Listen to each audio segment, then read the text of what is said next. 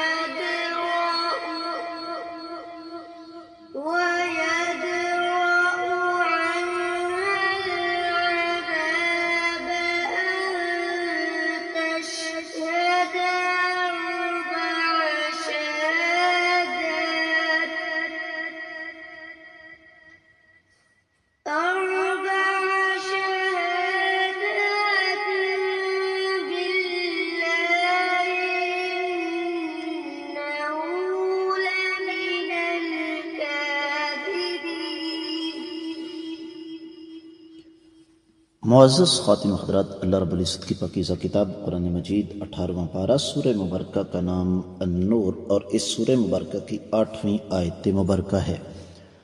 ہم اس سے پہلے یہ پڑھ چکے ہیں کہ اگر کوئی مرد اپنی بیوی پر بدکاری کا، زنا کا الزام لگاتا ہے تو وہ 4 گواہ پیش نہیں کرے گا بلکہ 4 قسمیں کھائے گا، اور 5ویں مرتبہ کہے گا کہ اگر وہ جھوٹا ہے تو اس پر اللہ تعالیٰ کی لعنت اور اللہ تعالیٰ کا غضب ہو، بلکہ وہ کہے گا کہ اگر میں سچا ہوں تو اس عورت پر اللہ تعالیٰ کا غضب ہو۔ یہ تو بات آگے آئے گی، لیکن یہاں پر یہ ہے کہ وہ یہ کہے گا کہ مجھ پر اللہ کی لعنت ہے اگر میں جھوٹا ہوں۔ اس کے بعد رب کائنات فرماتے ہیں وَيَدْرَأُ، اور دور ہو جائے گی، عنہا اس عورت سے، العذاب سزا، ان تشہد کہ وہ گواہی دے، 4 شہادات 4 مرتبہ، باللہ اللہ کی قسم کھا کر، انہو کہ بلا شبہ یہ آدمی، لمن الکاذبین جھوٹوں میں سے ہے۔ بامحاورہ ترجمہ سماعت فرمائیے گا۔ اور اس عورت سے سزا دور ہو جائے گی اگر وہ 4 مرتبہ اللہ کی قسم کھا کر کہے کہ اس کا شوہر جھوٹ بولنے والوں میں سے ہے۔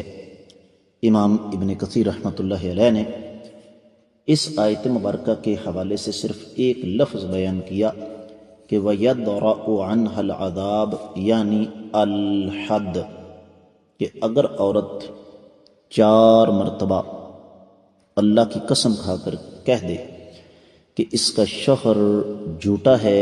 تو اس عورت پر رجم کی حد جو ہے وہ نافذ نہیں ہوگی۔ دیگر کتب تفسیر کا جائزہ لیا جائے تو اس حوالے سے اہل علم نے ایک مناسبت ذکر کی ہے، خاص طور پر ابن عاشور نے التحریر والتنویر میں اس پر بڑی تفصیل کے ساتھ روشنی ڈالی، اور جس کا خلاصہ میں بیان کروں گا کیونکہ تفصیل میں جانے کا وقت نہیں ہوتا، کہ ظاہر بات ہے ایک مرد اتنی آسانی سے اپنی بیوی کے بارے میں ایسی بات تو نہیں کہہ سکتا کہ جناب میری بیوی جو ہے وہ زانیہ ہے اور اس کا جو حمل ہے وہ میرا نہیں ہے۔ یہ انسانی عزت اور وقار کا مسئلہ ہے، اور اس پر پھر باقاعدہ حد نافذ ہو سکتی ہے، لیکن شریعت اسلامیہ نے یہ راستہ بند کر دیا کہ ہر مرد جو اپنی بیوی سے کسی وجہ سے تنگ ہے وہ اس پر یہ بہتان لگا کر اس کو رجم کروا دے، اس لیے کہ دین اسلام کبھی بھی ایک طرف کی بات نہیں کرتا، بلکہ شریعت اسلامیہ بڑی معتدل اور متوازن ہے۔ تو اس لیے فرمایا وَيَدْرَأُ عَنْهَا الْعَذَابَ أَن تَشْهَدَ 4 شَهَادَاتٍ بِاللَّهِ إِنَّهُ لَمِنَ الْكَاذِبِينَ۔ اگر عورت مرد کی طرح 4 قسمیں کھا کر یہ کہے کہ اس کا شوہر جھوٹا ہے، جو اس نے مجھ پر بہتان لگایا ہے وہ جھوٹا ہے، تو اس عورت سے یہ سزا ہٹ جائے گی۔ امام ابن جریر اور ماضی قریب میں امام سعدی رحمہ اللہ نے اس پر بہت لمبی چوڑی بحث کی، اور امام راضی فرماتے ہیں کہ یہ چیز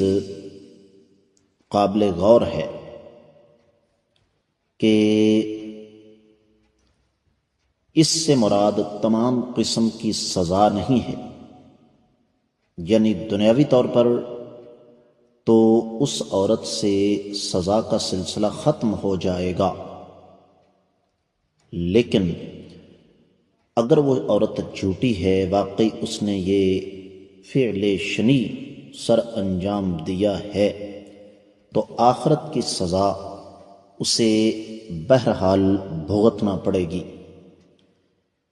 اسی طریقے سے معزز خواتین و حضرات، اس حوالے سے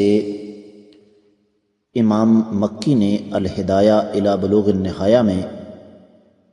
اس پر بات کرتے ہوئے ارشاد فرمایا ہے کہ اگر یہ عورت 4 قسمیں کھا لیتی ہے تو اس کا مطلب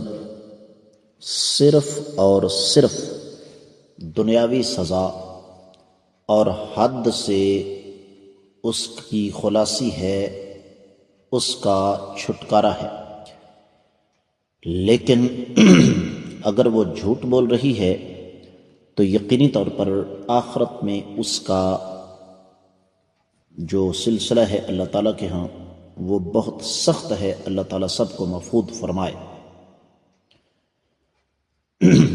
تو اس آیت مبارکہ سے جو بنیادی سبق ہمیں حاصل ہوتا ہے وہ یہی کہ ہم کبھی بھی اس دنیا میں موجود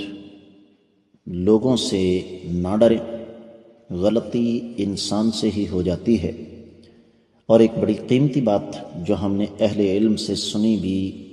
سمجھی بھی کہ غلطی کا اعتراف کرنے والا انسان